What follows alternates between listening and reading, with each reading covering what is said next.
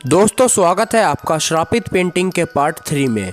अब तक आपने देखा था रवि पेंटिंग को घर लाता है, डरावने सपने देखता है और परछाई का सामना करता है और डायरी के जरिए उसे पता चलता है पेंटिंग का श्राप उसके डर पर जीवित है। परछाई के मुस्कुराने के साथ पार्ट 2 खत्म हो जाता है। पार्ट 2 का लिंक आपको डिस्क्रिप्शन बॉक्स में मिल जाएगा, आप वहां पर जाकर पार्ट 2 को देख सकते हैं। चलिए अब उसके आगे से शुरू करते हैं। रवि ने सोचा था कि उसने अपने डर का सामना करके श्राप को हरा दिया है, लेकिन क्या सच में ये कहानी यहीं ख़त्म हो गई थी या ये श्राप और भी गहरा और डरावना था जिसमें रवि अब फंस चुका था। रवि अपने बेडरूम में होता है, लेकिन उसका मन अब भी डरा हुआ था। जब वो पेंटिंग को देखता है तो उसके अंदर परछाई का चेहरा और भी ज़्यादा क्लियर और डरावना हो गया था। परछाई का मुस्कुराता हुआ चेहरा अब और भी ज़्यादा क्रीपी लग रहा था। रवि घबराकर बोलता है, मैंने तुम्हें हरा दिया था, तुम अब क्यों वापस आ गए हो। ये सुनकर परछाई पेंटिंग के अंदर से धीरे धीरे बाहर निकलती है और इस बार वो रवि के आसपास एक जादुई घेरा बना देती है।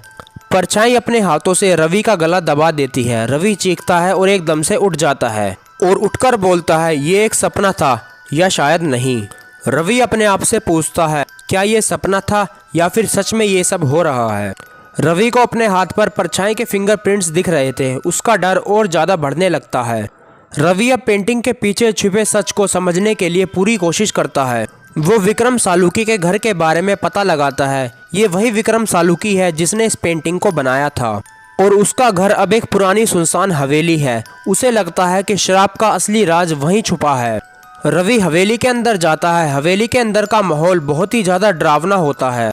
हवेली के अंदर काफ़ी ज़्यादा पुरानी चीज़ें होती हैं और फर्नीचर भी सभी टूटा हुआ होता है और दीवारों पर अजीब तरह के स्केच बने हुए होते हैं। जैसे ही वो हवेली का एक रूम खोलता है तो उस रूम के अंदर उसे एक और पेंटिंग मिलती है, विक्रम की खुद की तस्वीर। ये सब देखकर रवि सोचता है ये विक्रम का घर है, यहाँ श्राप का जवाब जरूर मिलेगा। हवेली के अंदर घूमते घूमते रवि को एक सीक्रेट रूम मिलता है जहाँ उसे एक और डायरी मिलती है। डायरी में विक्रम के लास्ट वर्ड्स लिखे होते हैं। डायरी के अंदर लिखा होता है, जो श्राप मैंने बनाया है उसका तोड़ सिर्फ एक है। पेंटिंग के अंदर जो परछाई है उसे अंदर ही तोड़ना होगा, लेकिन याद रहे ये आसान नहीं होगा।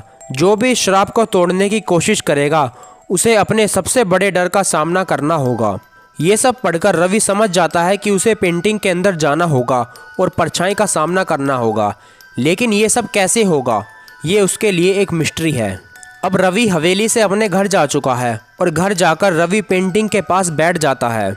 जैसे ही वो अपनी आंख बंद करता है वो एक अलग दुनिया में पहुंच जाता है। ये दुनिया काफ़ी ज़्यादा डरावनी होती है, जहाँ पर हर जगह परछाई ही परछाई हैं। और एकदम से परछाई रवि को बोलती है, तू यहाँ क्यों आया है, ये मेरी दुनिया है और यहाँ से कोई वापस नहीं जा सकता।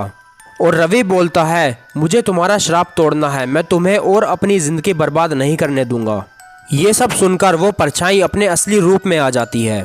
परछाई की आंख एकदम लाल होती है और उसका चेहरा काफ़ी ज़्यादा डरावना होता है। परछाई रवि के आसपास मंडराने लगती है और उसके दोस्तों और फैमिली के डरावने चेहरे दिखाने लगती है। ये तेरे अपने लोग हैं, क्या तू इनसे लड़ पाएगा। रवि अपने दोस्तों और फैमिली का चेहरा देखकर टूटने लगता है, लेकिन वो अपने आप को संभालता है और कहता है, ये सिर्फ इल्यूजन है, तुम मुझे नहीं हरा सकते। और उसके बाद रवि एक चाकू उठाता है जो उसे पेंटिंग के अंदर मिलता है और परछाई की छाती में मार देता है। चाकू लगते ही परछाई चिल्लाते हुए गायब हो जाती है, लेकिन इसमें भी एक ट्विस्ट होता है। परछाई के गायब होने के बाद रवि पेंटिंग के अंदर से बाहर वापस आ जाता है और बाहर आने के बाद वो काफ़ी ज़्यादा रिलैक्स फील करता है और सोचता है कि श्राप अब ख़त्म हो गया है और मैं जीत गया हूँ। लेकिन जब वो अपने घर के शीशे में अपने आप को देखता है तो उसे अपनी जगह पर वो पेंटिंग वाली परछाई दिखती है। ये सब देखकर वो काफ़ी तेज़ी से चीखता है और शीशे को तोड़ने की कोशिश करता है, लेकिन उसका रिफ्लेक्शन उसे हंसकर देखता है और बोलता है, तू मुझे कभी नहीं हरा सकता क्योंकि अब मैं तू हूँ। इसका मतलब होता है कि पहले उस परछाई का घर वो पेंटिंग थी, लेकिन अब वो पेंटिंग के अंदर से निकलकर रवि के अंदर आ चुकी है। और ऐसा सब होता देखकर रवि शीशे को तोड़ देता है। क्या रवि ने सच में श्राप को हरा दिया या वो खुद श्राप का हिस्सा बन गया। सोचिए और अपने अंदर के डर का सामना करने की तैयारी कर लीजिए, क्योंकि आने वाला पार्ट 4 काफ़ी ज़्यादा खतरनाक होगा। अब मिलते हैं नेक्स्ट वीडियो में इसी स्टोरी के पार्ट 4 के साथ। अगर आपको ये स्टोरी अच्छी लगी तो चैनल को सब्सक्राइब कीजिए और वीडियो को लाइक कीजिए। Thank you.